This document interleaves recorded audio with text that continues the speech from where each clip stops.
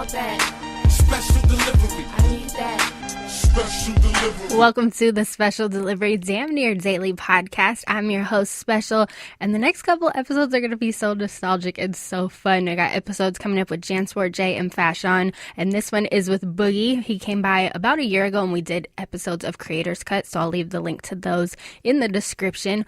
On this episode, we talk about his latest songs, Came Up, Violence with Masego. We also talk about how he met Royce the 5'9" and working on their song together called Dumb. Plus, of course, we talk about him signing to Shady Records and even Eminem wearing a picture of him on his shirt at Coachella. Plus, he's on tour right now with Joey Bada, Buddy, Chuck Strangers, and Dessy Hinds. So we talk about that and so much more. So let's get into it. Here with Boogie. How you doing? It's lit. How you doing? Nice seeing you again. I'm good. I'm so happy to have you here. It's lit. So many incredible things have happened since I seen you last. We're going to get into those in a little bit because, I just want to talk about the music. For sure. So we're going to get started with Violence with Masego. How'd you team up with him? Because that man, wow, so talented. Dang, how did the Masego thing come about? I randomly seen him on, I forgot, probably Twitter or something, and I just hit him on Instagram being thirsty. We ended up linking. The first session we had, I don't think no music came out of it because we were just getting to know each other then.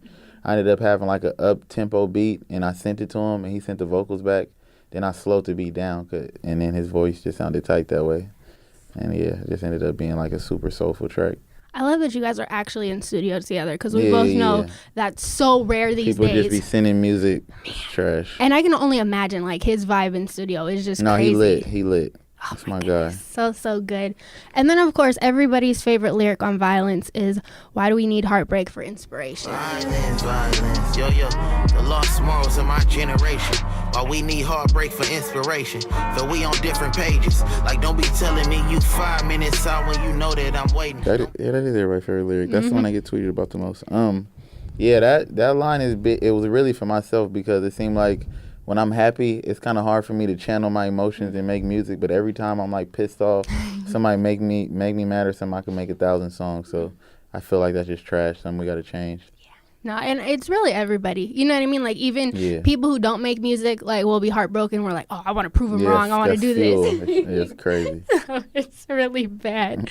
I think it's such an interesting play on a toxic relationship and how it really just feels like violence. And you talk about, you know what I mean, the words that you use, killing my phone, stuff like that. Anything else you want to tell us? That was, I guess, for the concept of the song, I just got to give it to Masego because he came up with the hook, and I really just was like, I got to make the song make sense, so I got to build around this topic. So I'm not even sure if he was talking about a toxic relationship at first for his hook, but I turned it into that with my verses. So I really be in them type of relationships. I feel like I'm attracted to the most toxic situations for some reason. And that's just what that was about.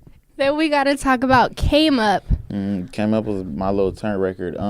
Both of them songs was just like me knowing I had to drop some songs before the album came out.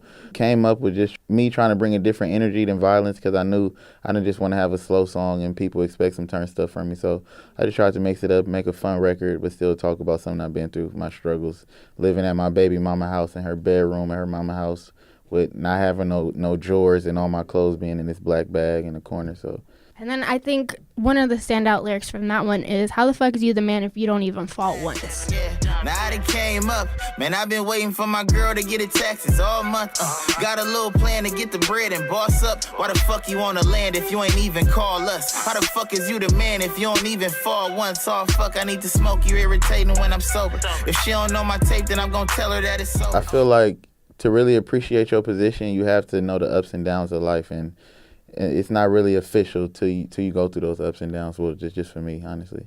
And I think people think about people being the man and they're just like, oh, they're the greatest. But it's like, no, there's shortcomings that come along with it. No, exactly.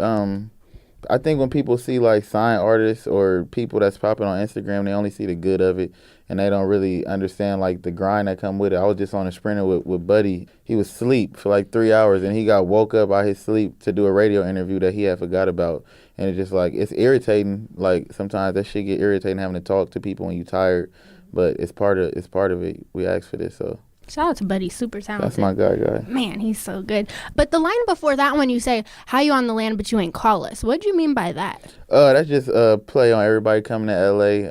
being culture vultures of the LA culture. Yeah, I just feel like back in the day, not like that, not saying like we want to tax people and tell people check in, but I just feel like you got to pay respect when you come to the city, especially if you're going to just be culture vultures to our shit. No, that's super, super true. Like, they want to feel like LA's changed, so they don't really have to check in. Or it's like, exactly. No, this is still turf. They're not going to the real LA, though. They going to Hollywood LA. They're not going to come down that freeway to Compton into the real section and do that shit. But, yeah, message for all you rappers. And then you were on Royce's album, Book Ryan. He was actually up here. Shady Gang. Yes. Shady Gang. He was up here a couple weeks ago. I was just so happy to talk to him because that man is a big homie. Incredible. What was it like making Dumb with him? The first time I met M, when M first flew me to Detroit when we was talking about signing, and I was talking about signing with him, I met Royce, and we was in the studio together, and I was just in awe because it's like his wordplay and his lyricism so next level, and to finally be in a room with somebody like that is just crazy. He played me a bunch of records, and actually with Dumb, he sent it to me like a week later. We didn't actually get to sit in the studio for that song, but we had already had a chemistry from like the weeks before, so it was dope.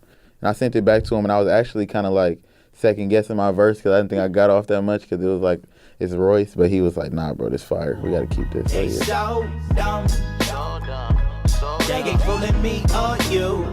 They so dumb. So dumb. So dumb. Let's bring the punches back. And sleepy fake woke niggas that had to come to that. I love promoting elevation in the space that all my brothers at.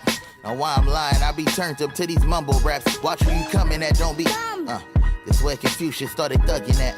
This Metro Boomin mixed with Thundercat. This where my niggas gain they muscle. How did you approach that one too? Because you both kind of had your own themes along with it. What was your thought process approaching that first? I feel like it was me just trying to say I understand where Royce coming from about how all these rappers are just so trash, but me being younger, I'm kind of caught in between. Like sometimes I'm dumb because I be turned to them same dumbass songs I say I hate, but I be lit to them. So just me being caught in the middle. No, that's definitely real. We feel that. Now on tour right now, I'm telling you, this lineup just makes my heart so happy. Lit. You, it's a real rap show. Joey Badass, Buddy, and then of course Chuck and Dessy Hinds. How has the tour been? Tour been lit. I feel like it's super like a healthy competition because every night we trying to outdo each other. Even though everybody there for Joey because it's his tour, he automatically win by default. But I'll still be trying to go at his head. And Buddy, I'm Buddy, one of my closest friends, but I still be trying to destroy him every night. So. But that's real rap shit. Like, it really has to be competitive, for sure, or else what are we just all hanging out and being comfortable? Like, yeah, and then I think with these artists, we just all love performing. It's like. It's a different feeling when you actually come in and see real rap shows and not just the songs and people singing over the songs. We got real performance tracks and we really just like going hard. So dope. Then of course we gotta talk about congratulations, you signed to Shady Records. It's lit, Shady Gang, man. And you've come a long way since the last time we saw you, and just so many things have come with that. You know what I mean? You got M on Instagram stories playing the record, saying that it's one of the greatest albums coming out this year. And then, of course, him wearing you on his shirt at Coachella. Did you know he was going to do that? No, I didn't. That was the most littest thing he ever did. Yeah, it's still unreal to me. I don't think it really, like, settled in all the way because my mind always racing and I'm always just on my head about stuff, so I don't really got time to get complacent. But it's Eminem. Like, at the end of the day, it's only... it goes on one hand how many people in that category as far as rappers who made it there. And it's probably only, like, 2 or 3, honestly, so... It's M. It's like, can't nobody tell me nothing. It's the biggest flex. Like, it's so dope, but it's also so well deserved. Nobody can take that away from you. No, for sure. I worked for this, and I know I still got a lot to prove because I want to pass up Eminem. So I got to do what I got to do. I love it. Yay. Thank you so much. Thank you. Of course. And thank you so much for checking out this episode. I appreciate it. If you enjoyed it, make sure to hit that follow or subscribe button on whatever you're listening on and reach out to me.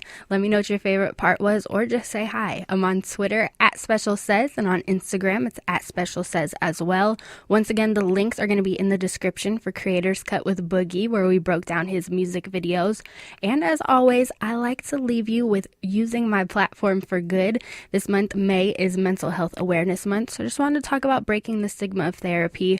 There are so many great cost-effective solutions for therapy, and there's also text message therapy. So many different ways to try it out. You just might like it. Those links are going to be in the description as well. And last, I wanted to try something new and talk about what you should listen to next. If you enjoy this podcast, you're going to enjoy Day One's podcast. They have guests like Alexis Small, who's creating an animated series called Judge Khalil, Piercy Dandridge, who wrote a book while in prison, and just so many incredible creative people who walk you through their process and their journey from day one. So if you enjoyed this podcast, check out Day One's podcast.